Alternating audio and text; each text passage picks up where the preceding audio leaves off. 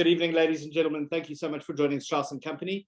Tonight we are going to be joined by our Executive Chairperson, Frank Kilbourn, and Stephan, Hundt, Curator of the Sanlam Collection, to discuss our upcoming auction that will be taking place next week, Tuesday, on the 10th of August, as I suppose kicking off this year's round of August Art Month, which is quite an exciting start to with as restrictions cease. We have viewing for this sale that is open to the public, preferably by appointment. But you can come and actually have a look at the artworks, which are on display at Hoërskool Jan van Riebeeck at Welgemeente Manor House. So please, if you're in the Cape Town area, please, it would be delightful for you to see you at the wonderful setting with some wonderful artwork. So tonight we are going to be discussing Professor Leon Strydom and his collection. I suppose two parts of his endeavor into the art world, one with artists and another one with collectors. And I suppose that's where we're very lucky to be joined by Stephan, who's going to recall some of his early memories of Professor Strydom when he was with the University of the Free State teaching after 1976. And there we'll learn a little bit about some of his deep relationships with artists whom he collected. I'm very excited to hear about that. But I think importantly, just to give a little bit of background is necessary to let us know who Professor Leon Strydom was. And I'm just going to share a page from our catalog. This is the introductory page. And which you can see online on our website. All of the catalog is available for download, and we will have some hard copies at Welcome closest to the auction. Professor Leon Strydom was born in George, and I suppose that's where the story starts and stops, I suppose, metaphorically, and passed away earlier this year. He was first a poet after studying at the University of Stellenbosch, where he did his master's degree in the slumpendices of C.J. Leopold. He then traveled overseas to begin his doctoral studies at the Institute of General Linguistics at the Rijks University in Utrecht.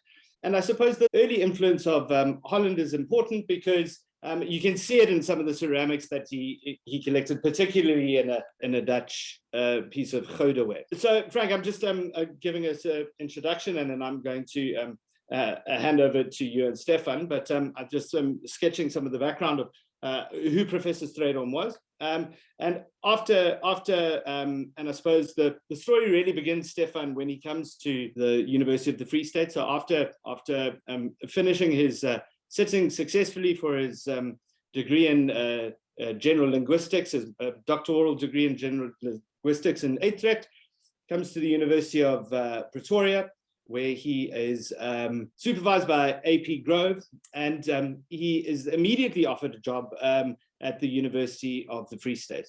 After winning the Ingrid Jonker Prize in 1975, and then the Eugene Marais Prize for Poetry in 1974, he begins at the University of the Free State, and he's the youngest member of staff to be offered a professorship 2 years later or 3 years later in 1978. I think that's an interesting place to begin. Again, just to introduce my panelists for some of our late joiners. We're joined by Curator of the Sanlam Collection, Stephan Hundt, and Executive Chairperson of Strauss and Company, Frank Kilbourn. Thank you very much for being with us this evening. And I think that's a nice place to begin the story, just to give a background of our two panelists. We've got, on the one hand, a curator, and on the other hand, a collector. And these are two roles that, two sides to Leon that I suppose he embodied, or Professor Strydom, excuse me. And I think whilst at the University of the Free State, he started working quite closely, and which we'll hear more about at the Ulvenhuis Museum. And I've wanted to just, after this photograph, include some pictures probably of well, after he was a slightly younger man, and this would have been the period of the University of the Free State. Stephan, there are some works by Ramachaka on the sale. Can you give us a little bit of background of this relationship that he started? Well, it's quite interesting, you know, that in the Free State and near Tabanchu, Franz Claret, the Catholic missionary who came out in 1948 and settled in Bloemfontein, sort of encouraged sculpture. And I suppose this was a sort of legacy of coming from Belgium and knowing the Belgian colonial history, that, you know, black people had to make sculpture. You know, this is the sort of thing that would introduce well. Obviously, the difficulty is that isn't that much wood around the Free State. But what you do have is beautiful wild olive trees, and they produce this wood. I think Leon here in this image is actually standing next to also quite a well-known sculptor in the Free State at the time, Albert Dasheka. And this was a group of artists that Claret encouraged and supported and also promoted to a degree.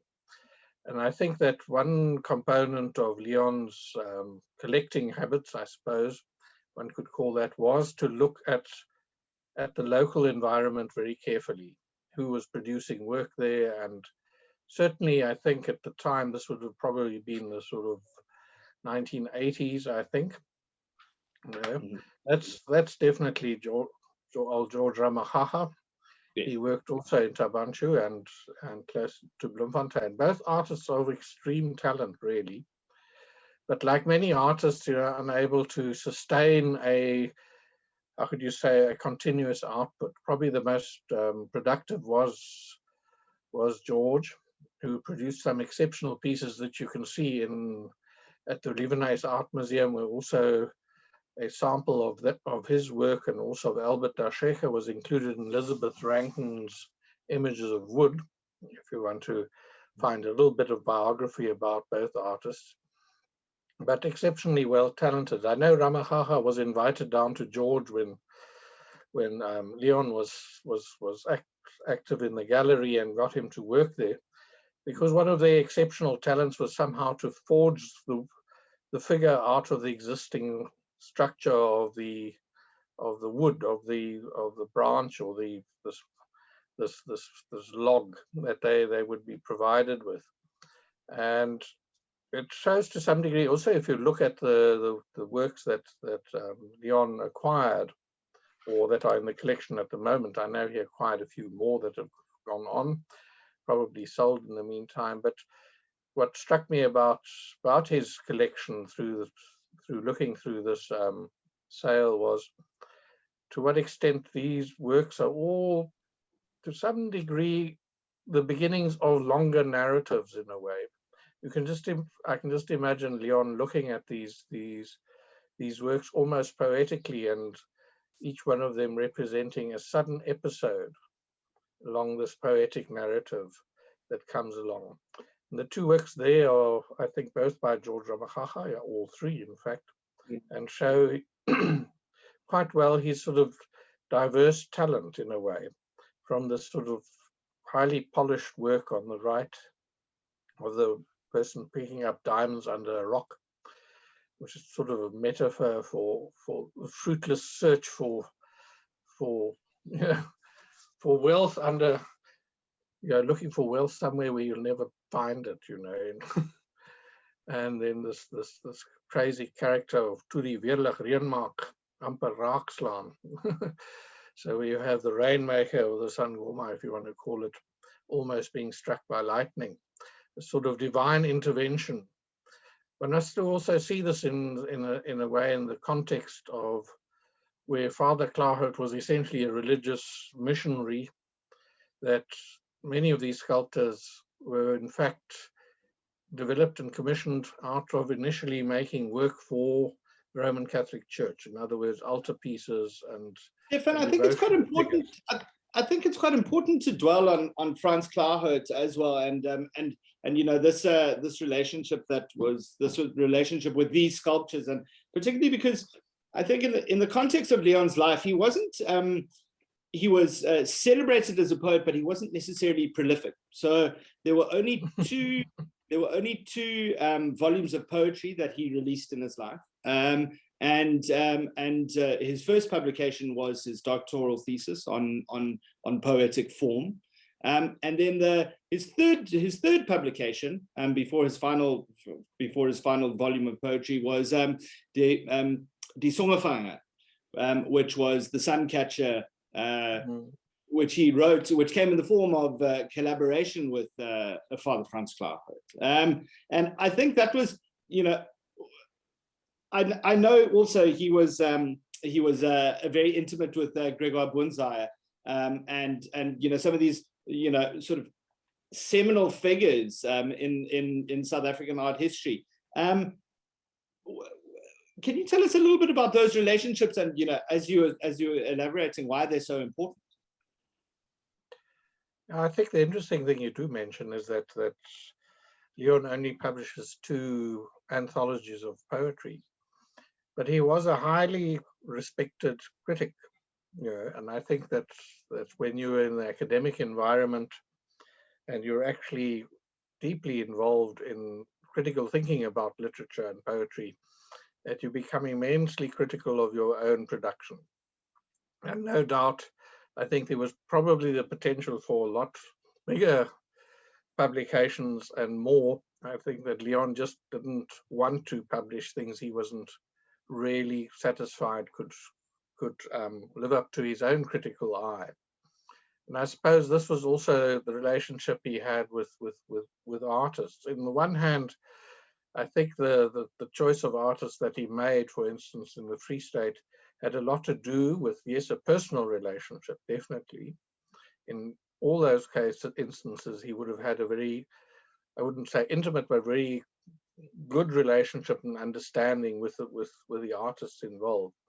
And certainly, I think even with a language barrier, that one would have between a Sotho or Tswana speaker and somebody in Bloemfontein, which up till I would say pretty much in the 1980s was very much an apartheid-dominated city with a complete separate development of the inner city and the university being on the western side of the main city center, and the rest of the population living on the eastern side. So the relationship with artists were quite unique in that environment, and certainly Klarhout embodied that to a large degree, certainly with the black artists of that time in Botshabelo and Tabanchu. And I think that Leon was highly supportive of these artists, not only materially, but also critically. He wouldn't just buy an artwork, he would buy it with discernment. And of course, later becoming a dealer, his choices had to be amended somewhat, because of course he had to sell these works to other people who don't necessarily share his insight into the same sort of formal characteristics of the work and where it comes from. And one must say, sadly, of course, Ramahapa and Asheka never sort of came onto the national, how you say, stage as artists, except through Elizabeth Rankin's book. But I certainly think if you go to Leeuwenhuis, you'll see some sort of exceptionally characteristic works, which I suppose really fit into the idiom of the time in the 1980s, where those artists produced work and successfully sold them. Also, I think bear in mind that in Bloemfontein there was no art museum until Leeuwenhuis was established, and I think that was in 1986. So the only other outlet for artists, or let's say the only sort of collection one can mention, is the university. The university at that time, the Johannes Stegman Gallery in the big library that they built in the 1970s, established a gallery. Before that, it was essentially very much an ad hoc environment where exhibitions were held at the university. And interestingly enough, at the Association of Arts of South Africa, they had a branch there. And also at the National Museum, which had a gallery for many years. It was only in 1986 where Leeuwenhuis was established, when they finally took over the old state president's residence and converted it into a gallery.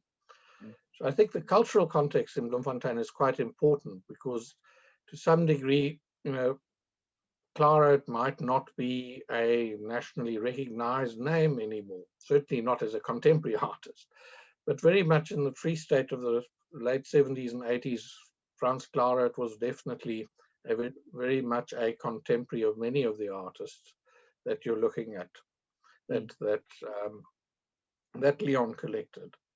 And I think, so I was going to say, it's quite interesting because sort of fast forward some years, and I think I love the story about you were saying about De Shecker with using wild olive, because we were actually, Frank, this afternoon we're looking at the De Shecker sculpture in front of us now on the screen, and wondering what material it was made of. So I think that would be a direct that's fantastic. But fast forward a couple of years, so the one of the most sort of affectionate stories of Leon is going around the country in his bakkie to fast forward 20 odd years, and I suppose, so as you said, in this development from I suppose an academic, and then retiring to George to join his brother at the Strydom Gallery, which had been established as a family a family business that was first a woodworking shop, and then a furniture store, and then Mani Strydom, who also features in this sale, a bust of him by Gerard de Leeuw. Sold the gallery, some from what I've heard, somewhat reluctantly to his son, who was then going to start an art gallery. And at the time, this was considered risky business. And so Leon came to join his brother after retirement, after the academy was finished, or his time in the academy was finished. And at the gallery, this is, I suppose, his development from academic to dealer, and becoming academic to dealer. The story is that he would go regularly to visit artists that he had the relationships with, and he would go and visit and collect for two major exhibitions, of the year, the summer exhibition and the winter exhibition. The summer exhibition being for broad, more artists from around the country, and the winter exhibition being generally reserved for Southern Cape artists, and becoming, I think, also another very important center, a cultural center on the garden route. And as I heard Frank describing this afternoon, sorry to steal a line, Frank, but you said that the Strydom Gallery was, he said, you can get some of the most important work for 10,000 Rand, you can get some of the most important work for 50,000 Rand, you can get some of the most important work for 500,000 Rand. And this was, I suppose, what you were saying, Stephan, was this notion of discernment and the kind of critical lens that he brought, that he had learned in literary science, to the art of teaching and encouraging other people to see and buy. And this is where the collector comes in. Frank, you've said to me that some of your first artworks were bought through the Strydom Gallery. Yes, Matt, we indeed have a long association with the gallery, and we love the Southern Cape and the George area, and so from the early 90s, we went on our annual December holiday to a place near George called Glentana, where we bought a little wooden shack in those years, which we still have.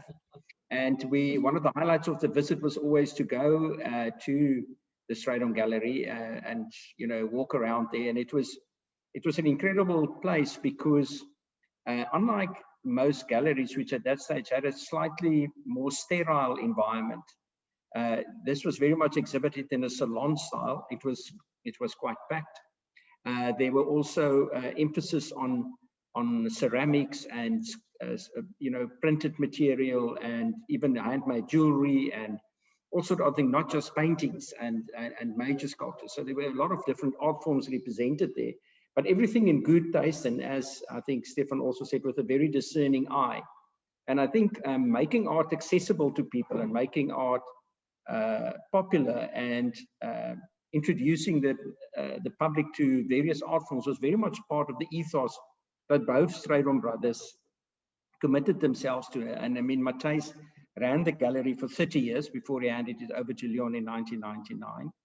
And I think we purchased our first work there around 1991, 92 was our first encounter with Matthijs when we bought the first work at the gallery. And I think for many years thereafter, a regular debit order went off every month from the Kilbourn account to the Strydom Gallery account to pay off works over a long period of time.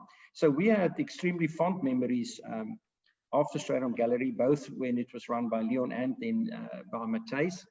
And we met a lot of artists there, and we met a lot of other people collectors who loved art and people who liked talking about art. And I think Stephan and I also met there at one of the summer exhibitions many, many years ago. You know, when Leon invited a guest speaker, which I think Stephan was also once, and I was also fortunate enough over years to be one. But there was often somebody who could talk about art and a specific aspect of philosophers, poets, various sort of people. And a lot of artists were encouraged to attend these events. And Matthijs started the process whereby they would be visiting the artists directly with their panel van and then collect artists they go, which they really liked. And that tradition was continued by Leon. And in fact, he accompanied Matthijs on some of those trips, and they got to know artists personally very well. And through their endeavor, we were very fortunate as collectors to also meet a lot of artists and get much closer and get sort of behind the veil, behind the barrier of the work itself, and meet the person behind it. And that was one of the things that was really special about the gallery. I want to talk to you both about, you know, the fact that you know, for this reason, and I suppose that Leon had you know, whilst being in the literary world, you know, had come to this you know, with a, you know, albeit a family connection to it, and quite a critical eye. But the collection that we have as a portrait of Leon is very much a collector's collection. And I think, you know, as we've been talking about sculpture, you know, our evening sale starts with sculpture, and it's, for me, an unusually concentrated selection of sculpture. And you know, interestingly enough, you know, I was just figured this afternoon that you know, Leon also, it appears collected in peer groups. So we've got Bruce Arnott, Stanley Pinker, and Gavin Young, all of whom would have been at Michaelis teaching at the same time. And I think quite wonderful, you know, sort of narratives that exist and swirl around at this collection of work. Frank, how did he encourage, I suppose, the eye to look in terms of his appreciation of, you know, both object and craft at the same time? Because he said, you know, and we've got some of his ceramics that he collected through his time. What were some of the principles that you sort of discovered through the process of starting to collect with Leon?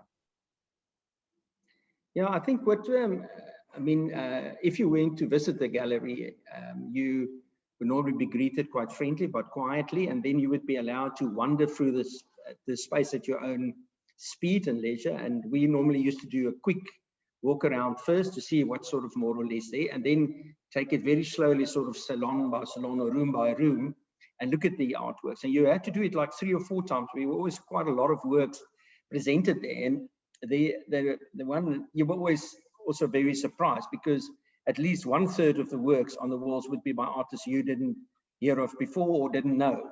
And how Leon and also Matthijs would engage with you then is they would at some point now ask if you see anything that's interesting or you have any question.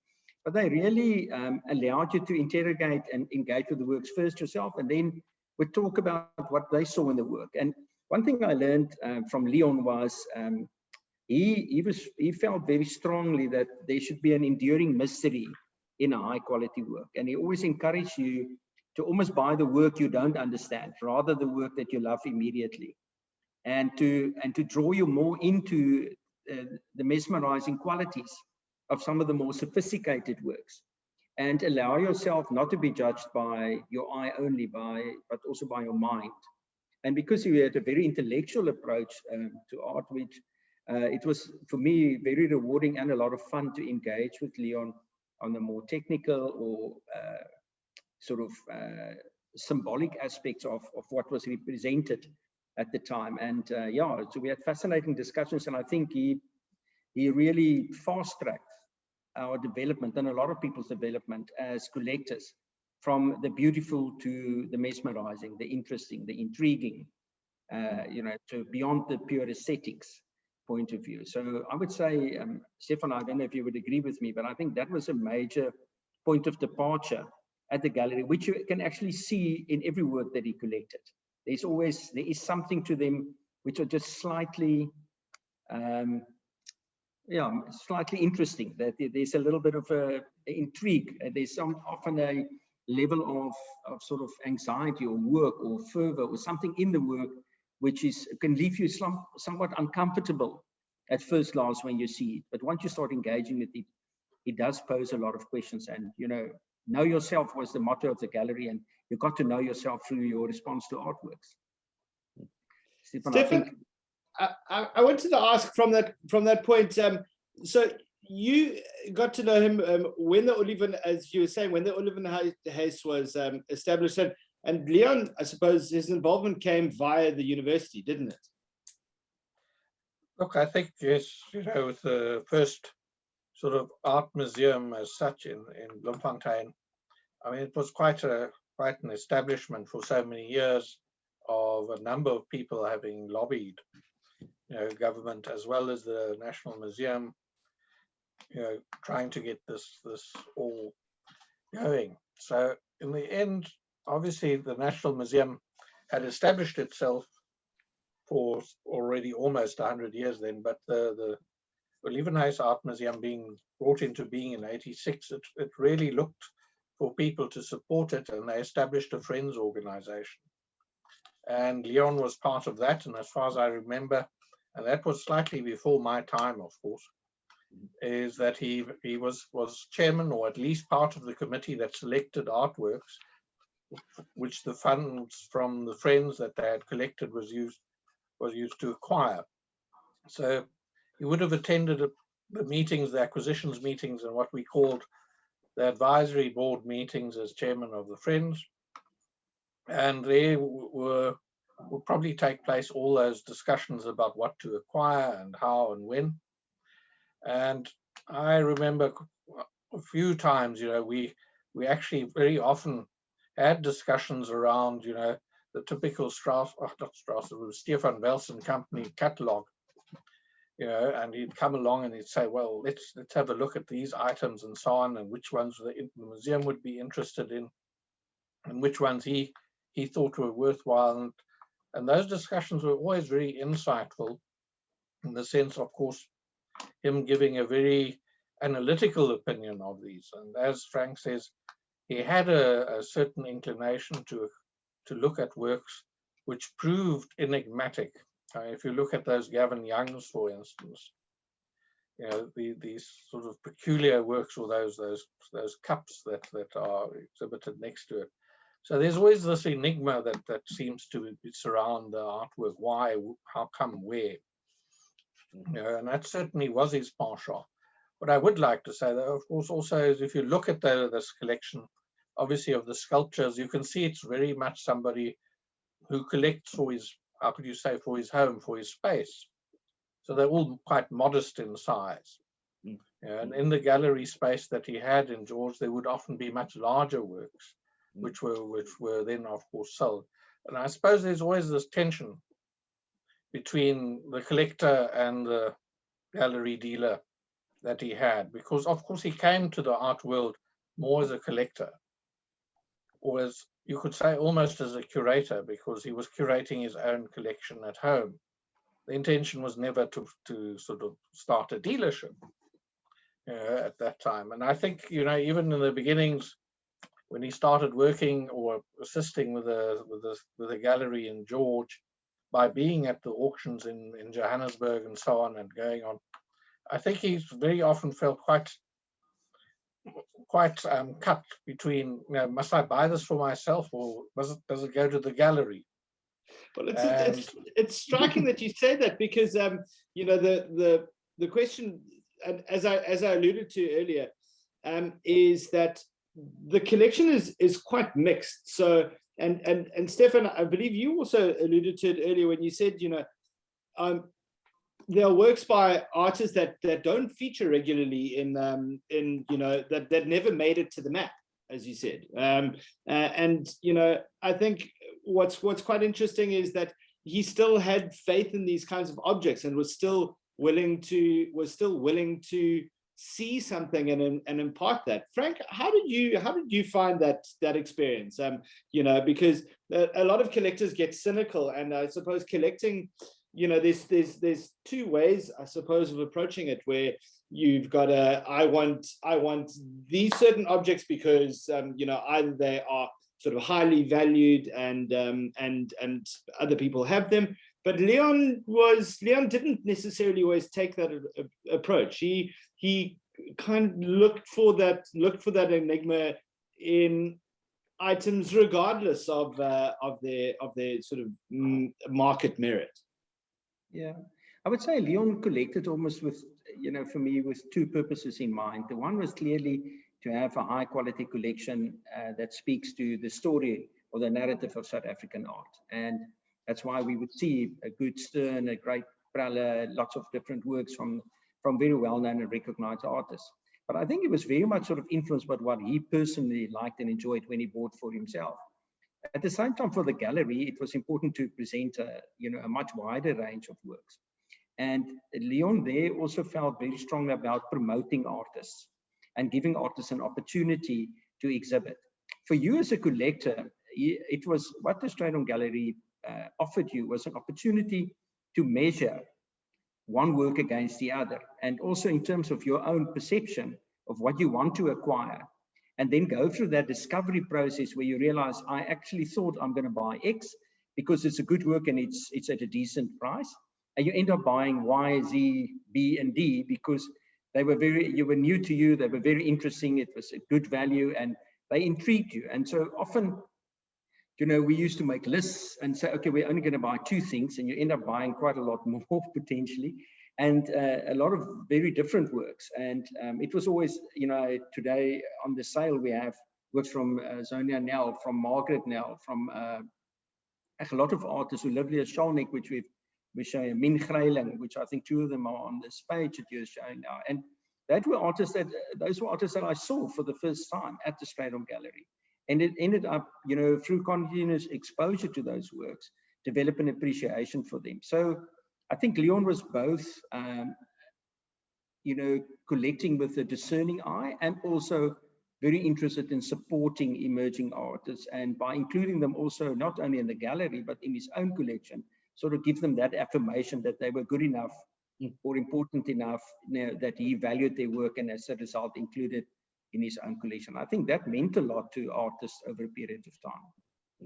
Just what also struck me was the broad story of South African art history as well. That he does in his collection have these signature works and quite unusual early works. And so I just want to, as we begin to wrap up, just touch on some of the highlights. I'm going to get to the picture behind you there, Frank, but I saw this is currently a banner on our website, and it looks so effective. And in the corner, I would really encourage everybody to come and have a look at Welcome, because this work sits above a piece of Cape furniture, specifically I think a two-seater bench, and beneath it is a small square that reveals the original wall of Welcome. So I think it's altogether in a very poetic setting. But I think this is definitely one of our highlights. I think, Frank, we've just lost you there, you've frozen. And I wanted to also go through the Jean Welts. The Welts, oh, you're back, Frank, hi.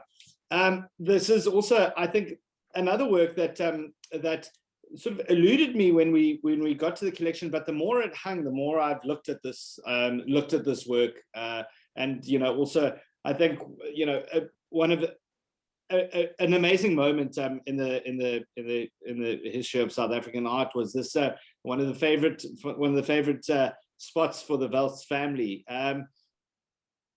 Frank, how, in terms of significant works that Leon handled, what was his approach to the canon? Yeah, I think if you specifically, if you look at this work of Jean Welz, which is quite a large work by Jean Welz's standards, we're almost more known for his more intimate scale in which he produced works, very finely rendered always. So there's something really very dreamlike and very emotive about this work. And you have to spend quite a lot of time on this work to discover what's really going on there, and to see the kids or the people bathing under the bridge in the stream, and some are hiding in the dark recesses of the bridge. And so there's almost as much revealed as there is hidden in this work. And I think it's that particular aspect that drew Leon to this work. I remember when he acquired this, and he was really, really very happy about that. We were there together at the auction that evening before I got involved with Strauss, and he was really very taken with this work. And yeah, I think it had that mix between what is revealed and what is hidden, what's waiting to be discovered, that really spoke to Leon, and that intrigued him, and that it's the same sort of quality that you will find in a lot of the works that he acquired, that beyond the just technical merit of it, this aspect of discovery, the potential for continuous discovery was very important to him. And I think this work speaks very well to that part of his, of what drove him to become a collector and an art lover. Interestingly, Frank, that date was Strauss & Company's inaugural sale in March of 2009. So that's also just another wonderful piece of history. Stephan, from a curator's eye, and also from having known the man, in short, how do you think, from looking at the construction of this collection, from ceramics to some of his furniture, to the concentration of sculpture, works on paper, prints and multiples, through to paintings, what would be your assessment of this portrait of Leon Strydom? Well, one could say it's, all collectors collect themselves, in many ways. The psychology of collecting talks about people collecting themselves. So essentially, as you say, this is very much a portrait of Leon as a person, if you go through it. What is notable, obviously, I think, for which distinguishes him perhaps very clearly from another class of collectors, which are sort of mass builders. They need to have it, a whole lot of a certain artist's work. He rarely has more than one or two works. The most are by Esmond White, I think, which had much to do with the opportunity of acquiring the works, but they all sort of very well chosen single works by an artist, like the sort of Maggie Loubser, for instance, a well thought out why collect that of the Lake Garda, for instance. And I think it so well illustrates what Maggie developed as a particular approach to painting, in a way. And then it also has this sort of magical feel about it, about this European lake and so on. So I think that his collection is very much, one could say, a personal one, in the sense it's about him as a person. And each painting has a certain aspect or character that expresses his vision of the world, but also of his inner visions that he has. And that's why you don't have 10 Pyrenees, for instance, or something like that. You have a very small little watercolor Pyrenee of a lonely little, cottage in the veld. So one can certainly see that when one looks through this collection, that one really cannot see any attempt at buying for the sake of resale at all. Mm. You know, these were companions in his day-to-day life that he would live with and would be happy to see every time he came back. Mm. You know, and if you start looking at writing a narrative, you could actually write quite an interesting narrative. I think one of the most compelling works is the Adriaan van Zyl, right at the beginning of the auction almost. You know, an artist of also exceptional ability, you know, died young from cancer, and you know, produced these almost melancholic works in a sense of slowly departing the world. There it is on number 56 on your list. There we go. Grouping there. Yeah, Oh, so, yes. and right next to it, you know, Andries Gous, so we know somebody's been curating this collection again in a book. Yeah, so these, you can sort of start seeing the narratives that start evolving from this empty space, the solitary glass, the singular figure, you know, also in the Hanneke Bernardi next door. So in a certain sense, one could speak of Leon having a very much an inner world where he's, in a sense, almost lonely, you could say. And one certainly got that aspect from him as he traveled around the country on his own again. You know, he was much on his own. And I think that, I suppose, being a poet also, you need to have that sort of loneliness to be able to work. And I think that being a poet, he probably didn't feel that he could paint. If he could paint, he probably would have, you know, at the end of the day. But as a collection, I think he collected exceptionally shrewdly in terms of his own personality. And if you look at the period that he collected, it was certainly a period in South African art where we saw immense change. You know, political, but also, you remember, under the old, you know, under the cultural boycott, you know, the exposure to international art was virtually nil in this country, unless you were able to travel yourself. So he dug very deeply into the South African art world, and where you got to meet that art world was through the Cape Town Triennial shows, which started in 1982.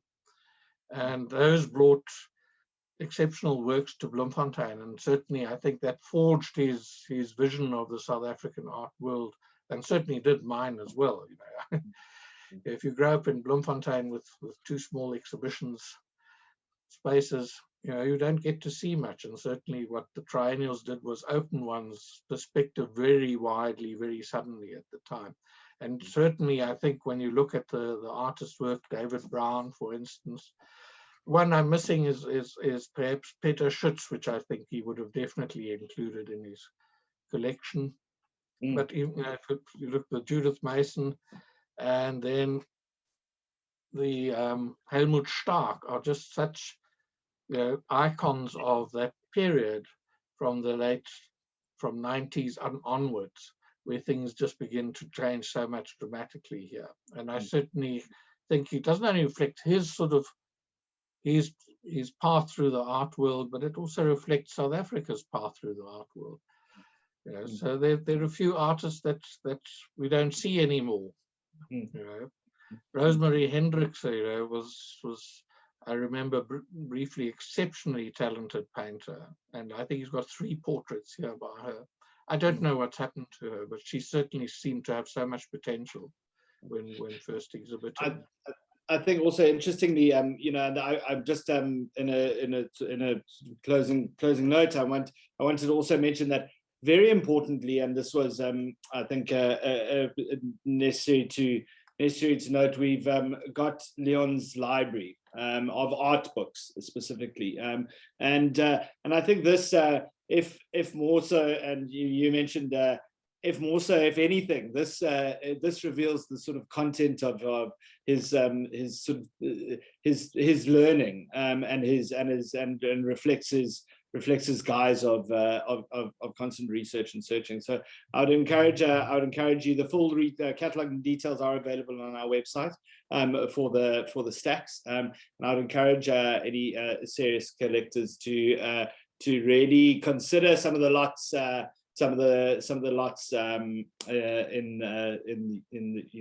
in this part of the sale, following on from our works on paper and prints and multiples. So I see we've lost Frank. Stephan, I'm going to wrap it up from here, but thank you very much for joining us this evening and talking to us about this portrait of a collector with this collector's collection. And thanks very much to Frank on the call this evening. Have a good evening, everybody. And just to remind you of the details, viewing is open for the late Professor Leon Strydom Collection, which also features 40 years of collecting Linn Ware, which includes fine collection of Linn Ware, as well as some fine pieces of Cape furniture as well. So please come and have a look at that. The auction will take place on the 10th of August. That's next week, Tuesday. Have a good evening, ladies and gentlemen. Good evening. Bye-bye.